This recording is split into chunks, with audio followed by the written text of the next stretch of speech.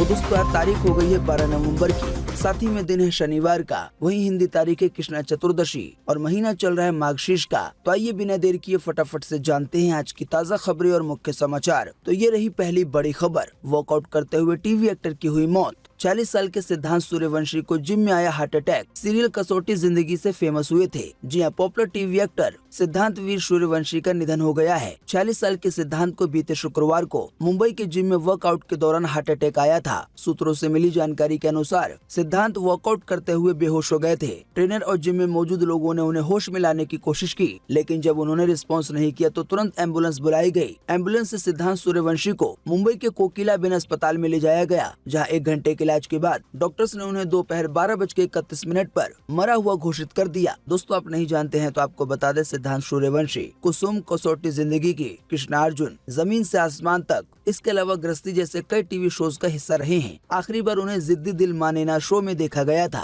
देखिए अगली खबर, ज्ञानवापी में कथित शिवलिंग का संरक्षण रहेगा जारी। सुप्रीम कोर्ट ने दिया है ये आदेश। सभी पक्षों से 3 हफ्ते में मांगा है हलफनामा। जी हाँ, वाराणसी के ज्ञानवापी को लेकर बीते शुक्रवार को अलग अलग मामलों में देश के सबसे बड़े कोर्ट यानी कि सुप्रीम कोर्ट, साथ ही में हाई कोर्ट और जिला अदालत में सुनवाई हुई। सुप्रीम कोर्ट ने अगले आदेश तक कथित शिवलिंग का संरक्षण जारी रखने का आदेश दिया है, यानी शिवलिंग को सुरक्षित रखा जाएगा। साथ ही में कोर्ट ने कहा है कि शिवलिंग को कोई छुएगा नहीं। आपको बता दें, कोर्ट ने इससे पहले 12 नवंबर तक वुजू खाने के संरक्षण का आदेश दिया था। वहीं अब इलाहाबाद हाई कोर्ट ज्ञानवापी परिसर के ASI सर्वे कराने की मांग पर आने वाले 28 नवंबर को सुनवाई करेगा। देखिए अगली खबर, MCD चुनाव के लिए आम आदमी पार्टी ने घोषणा पत्र जारी किया। केजरीवाल बोले, कूड़े का पहाड़ और भ्रष्टाचार खत्म करेंगे। 134 उम्मीदवारों की लिस्ट की गई है जारी। जी हाँ, दिल्ली नगर निगम यानी कि MCD के लिए आम आदमी पार्टी ने अपना घोषणा पत्र जारी कर दिया है। दिल्ली के मुख्यमंत्री अरविंद केजरीवाल ने चुनाव को लेकर दिल्ली वासियों को 10 बड़ी गारंटी दी है। इसमें दिल्ली में सड़कों, स्कूल, अस्पतालों में और बेहतर सुविधाएं देने जैसे वादे किए गए हैं। इसके अलावा आम आदमी पार्टी ने दिल्ली में कूड़े का पहाड़ और भ्रष्टाचार खत्म करने की गारंटी दी है। आम आदमी पार्टी की तरफ से जो 10 बड़े दावे किए गए हैं, तो उनमें दूसरा बड़ा दावा यह है कि वसूली बंद हो जाएगी। साथ ही में दिल्ली के अंदर जो पार्किंग की समस्या है उसको भी खत्म किया जाएगा। साथ ही चौथा दावा किया गया है कि आवारा जानवरों का समाधान निकाला जाएगा। 5वां दावा किया गया है कि बेहतर सड़कें और गलियां बनाई जाएंगी। 6वां दावा किया गया है कि शिक्षा और स्वास्थ्य को सही किया जाएगा। 7वां दावा किया गया है सुंदर पार्क बनाए जाएंगे। 8वां दावा किया गया है लोगों को समय पे वेतन मिलेगा। 9वां दावा किया गया है कि व्यापारियों को समस्याओं से मुक्ति दिलाई जाएगी। 10वां दावा किया गया है वेंडिंग जोन को लेकर। देखिए अगली खबर, हेरा फेरी 3 मूवी में अक्षय की जगह कार्तिक आएंगे नजर। परेश रावल ने किया है इसे कंफर्म। फैंस ने जानने के बाद कहा, ये खबर वर्ल्ड कप की हार से भी ज्यादा दुखदायी है। जी, एक्टर परेश रावल ने इस बात को कंफर्म कर दिया है कि हेरा फेरी 3 मूवी में अब कार्तिक आर्यन नजर आएंगे। अक्षय कुमार के फिल्म छोड़ने के बाद हेरा फेरी 3 मूवी में कार्तिक आर्यन की एंट्री ऑफिशियल तौर पे हो गई है। कहा जा रहा है कि अक्षय कुमार का हेरा फेरी फ्रेंचाइजी छोड़ने का मुख्य कारण फिल्म की स्क्रिप्ट में क्लियरिटी का न होना था। इसी कड़ी में अब मेकर्स ने उनके रिप्लेसमेंट के तौर पर कार्तिक आर्यन को कास्ट करने की तैयारी कर ली है। हालांकि फैंस को ये बात रास नहीं आ रही है। कुछ सोशल मीडिया यूजर ने तंज कसते हुए कहा है कि ये खबर वर्ल्ड कप में मिली हार से भी ज्यादा दुखदायी है। दोस्तों आप भी इसी वीडियो के नीचे कमेंट बॉक्स में कमेंट करके बताएं कि हेरा फेरी मूवी का जो अगला पार्ट आने वाला है यानी कि हेरा फेरी 3, इसमें आप अक्षय कुमार को देखना चाहते हैं या कार्तिक आर्यन को। नीचे कमेंट बॉक्स में अपना जवाब जरूर लिखें।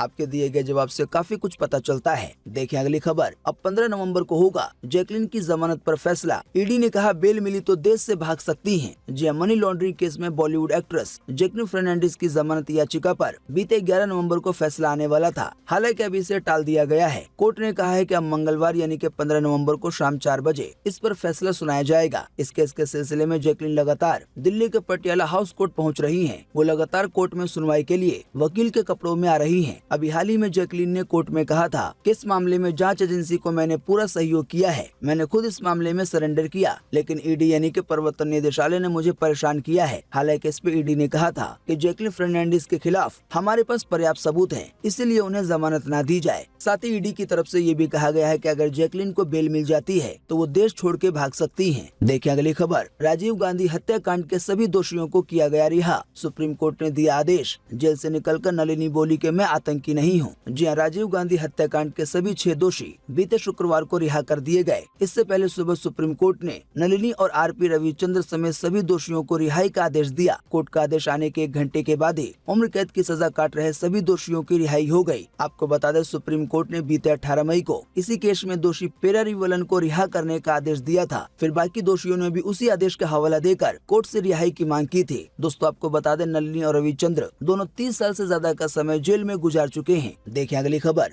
भारत में ट्विटर ब्लू के लिए देने पड़ सकते हैं 719 रूपए। कई यूजर्स को सब्सक्रिप्शन के लिए एप्पल स्टोर पे पॉपअप मिला है। ये कीमत अमेरिका से भी ज्यादा है। जी हाँ, भारत में कुछ ट्विटर यूजर्स को बीते गुरुवार रात ब्लू सब्सक्रिप्शन के लिए एप्पल स्टोर पे पॉपअप मिला। इसमें ट्विटर ब्लू सब्सक्रिप्शन की मासिक कीमत 719 रूपए बताई गई। हालांकि कीमत अभी भी आधिकारिक तौर पे सामने नहीं आई है। जानकारी के मुताबिक ट्विटर यूजर्स ने इस बात पे हैरानी जताई है कि ये कीमत अमेरिका में लिए जाने वाले चार्ज से भी ज्यादा है। असल में अमेरिका में ब्लू सब्सक्रिप्शन की कीमत प्रति महीने के हिसाब से 660 रूपए है, लेकिन अभी हाल ही में भारत में कुछ यूजर्स को जो इसका सब्सक्रिप्शन चार्ज दिखाया गया वो 719 रूपए था, यानी कि ये अमेरिका से भी ज्यादा था। वैसे आप हमारे मुख्य समाचार अगर रोजाना देखते होंगे तो आपको पता होगा, अभी हाल ही में इस तरह की आशंका जताई गई थी और बताया गया था कि भारत में ट्विटर के ब्लू सब्सक्रिप्शन की कीमत प्रति महीने के हिसाब से 200 रूपए के आसपास हो सकती है। देखिए अगली खबर। फिर हो गई बारिश की वापसी। मौसम विभाग ने जारी की है चेतावनी। देश के कई राज्यों में 3 दिनों तक होगी भारी बारिश। जी हाँ, मौसम में लगातार बदलाव का दौर चल रहा है। दक्षिण पश्चिम बंगाल की खाड़ी और तमिलनाडु के तट से दूर पूर्व उत्तर श्रीलंका के आसपास के क्षेत्रों में अच्छी तरह से निम्न दबाव का क्षेत्र बना हुआ है, जिसकी वजह से एक बार फिर से तेज बारिश का दौर देखा जा रहा है। उत्तर भारत के पहाड़ी राज्यों में जहां बर्फबारी की वजह से मौसम बदला हुआ है, तो वहीं दक्षिण भारत के राज्यों में भारी बारिश ने लोगों की मुश्किलें बढ़ा दी हैं। ताज़ा जानकारी के मुताबिक मौसम विभाग के रोजाना जारी होने वाले अपडेट के अनुसार तमिलनाडु, पुडुचेरी, कराईकल, साथ ही में आंध्र प्रदेश के दक्षिण तटीय इलाकों, साथ ही में केरल और माहे में 11 से 13 नवंबर के बीच भारी बरसात होने की संभावना है। यानी कि 2 से 3 दिनों तक इन राज्यों में लोगों को भारी बारिश का सामना करना पड़ेगा। साथ ही में मौसम विभाग के मुताबिक ये भी बताया गया है कि उत्तर तटीय तमिलनाडु, पुडुचेरी और कराईकल और आसपास के क्षेत्रों में कुछ स्थानों पे भारी से भी ज्यादा भारी बारिश यानी कि मूसलाधार बारिश हो सकती है। अब दोस्तों, ये तो मौसम का ताजा हाल था कुछ राज्यों को लेकर, लेकिन आज 12 नवंबर को पूरे देश में कैसा रहेगा मौसम का हाल, आइए ये पूरी जानकारी जानते हैं अगली खबर में। तो देखिए अपनी स्क्रीन पर, आज 12 नवंबर 2022 को पूरे देश में ये रहेगा मौसम का हाल। मौसम विभाग ने जारी किया है मौसम का पूर्वानुमान। जी हाँ, मौसम विभाग के अनुसार अगले 24 घंटे के दौरान यानी कि आज 12 नवंबर को तटीय तमिलनाडु और आंध्र प्रदेश के दक्षिण तट पर मध्यम से भारी बारिश हो सकती है। हालांकि कुछ स्थानों पर बहुत भारी बारिश यानी कि मूसलाधार बारिश होने की संभावना जताई गई है। इसके अलावा आंतरिक तमिलनाडु और केरल में भी हल्की से मध्यम बारिश हो सकती है। इसके अलावा 1-2 स्थानों पर भारी बारिश की संभावना जताई गई है आज 12 नवंबर के लिए। इसके अलावा भी दक्षिण आंतरिक कर्नाटक और तटीय कर्नाटक में भी 1-2 स्थानों पर हल्की से मध्यम बारिश हो सकती है। इसके अलावा भी लक्षद्वीप में 24 से 48 घंटे के बाद बारिश की तीव्रता बढ़ जाएगी, यानी कि अभी जो बारिश हो रही है उससे तेज बारिश होने लगेगी। तो दोस्तों, अभी हमने आपको जिन भी शहरों या जिन भी राज्यों के नाम बताए हैं, उनको छोड़कर पूरे देश में आज मौसम सूखा बने रहने की संभावना है। तो आप इसके हिसाब से अपने काम को शेड्यूल कर सकते हैं। देखिए अगली खबर। जोधपुर में बनेगी राजस्थान की पहली डिजिटल यूनिवर्सिटी। 600 करोड़ रुपए होंगे खर्च। सर्टिफिकेट कोर्स से लेके पीजी स्टूडेंट ले सकेंगे एडमिशन। जी हाँ, राजस्थान की पहली फाइनेंस और टेक्नोलॉजी यानी कि डिजिटल यूनिवर्सिटी जोधपुर में बनेगी। यूनिवर्सिटी में 31 कोर्स होंगे। हर साल 4000 स्टूडेंट को एडमिशन मिल सकेगा। मुख्यमंत्री अशोक गहलोत ने बीते शुक्रवार को कहा कि 600 करोड़ रुपए में यूनिवर्सिटी की बिल्डिंग 1 साल में बनकर तैयार हो जाएगी। जानकारी के मुताबिक जोधपुर के करवड़ के पास इसका काम शुरू भी हो चुका है। बताया गया यूनिवर्सिटी में कोर्स की अवधि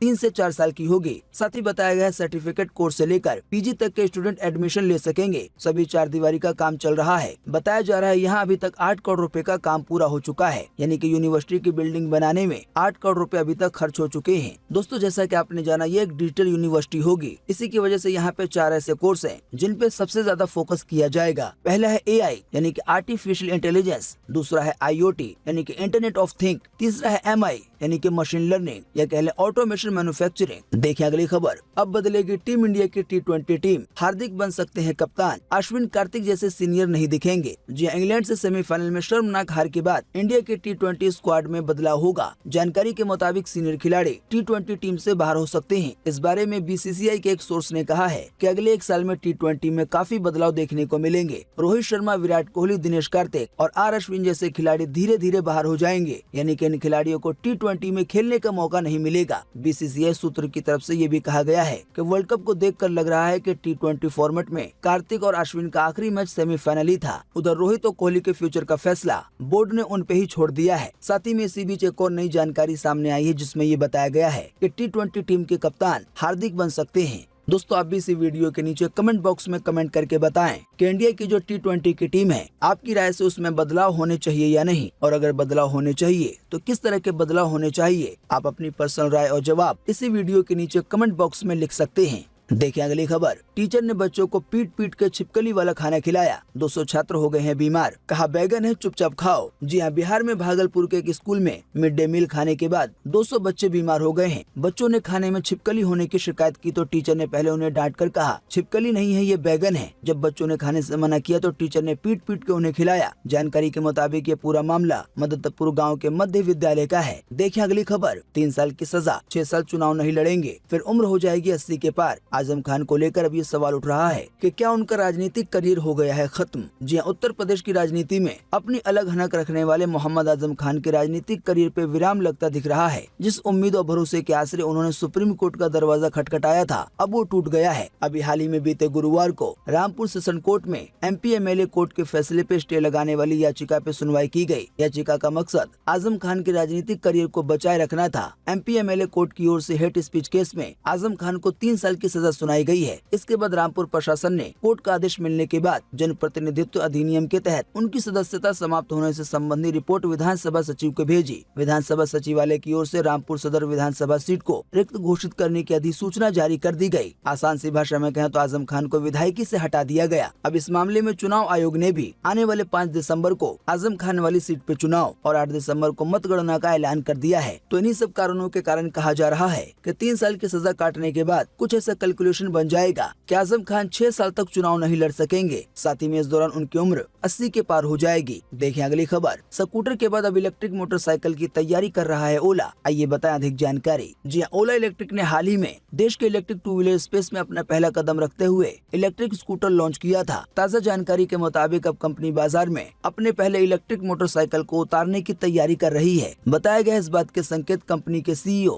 भावेश अग्रवाल ने सोशल नेटवर्किंग साइट ट्विटर पे दिए हैं। कुल मिलाकर आसान सी भाषा में कहें तो आने वाले दिनों में ओला की तरफ से इलेक्ट्रिक मोटरसाइकिल भी लॉन्च किए जा सकते हैं। हालांकि ये कब तक होगा, फिलहाल इसकी आधिकारिक पुष्टि नहीं है। देखें अगली खबर। बाली में PM मोदी करेंगे ऋषि सुनक से मुलाकात। इसी दौरान इमैनुअल मैक्रो से भी मिलेंगे। जी हाँ, PM नरेंद्र मोदी और ब्रिटेन के भारतवंशी PM यानी कि ऋषि सुनक के बीच पहली मुलाकात अगले हफ्ते बाली में होगी। बाली में दोनों ही नेता G20 देशों की शीर्ष बैठक में हिस्सा लेने के लिए इंडोनेशिया में होंगे। इसी दौरान PM मोदी के ब्रिटिश PM के अलावा फ्रांस के राष्ट्रपति इमैनुअल मैक्रो से भी एक बैठक तय है। साथ ही जानकारी के मुताबिक इस दौरान कुछ दूसरे राष्ट्र अध्यक्षों के साथ भी PM मोदी की मुलाकात होगी। देखिए अगली खबर। भारत जोड़ो यात्रा में पहुंचे आदित्य ठाकरे, कहा लोकतंत्र के लिए हम साथ चले हैं। साथ ही कहा ये यात्रा राजनीति से कहीं ज्यादा है। जी हाँ, कांग्रेस की भारत जोड़ो यात्रा बीते रोज 65वें दिन महाराष्ट्र में रही। हिंगोली जिले में शिवसेना नेता आदित्य ठाकरे कांग्रेस की यात्रा में शामिल हुए। उन्होंने करीब 2 घंटे राहुल गांधी के साथ पद यात्रा की। इसके बाद मीडिया के सवालों को जवाब देते हुए उन्होंने कहा कि हम संविधान और लोकतंत्र के लिए साथ चले हैं और इसके लिए लड़ेंगे। साथ ही कहा भारत जोड़ो यात्रा राजनीति से कहीं ज्यादा है, ये भारत के विचार के बारे में है।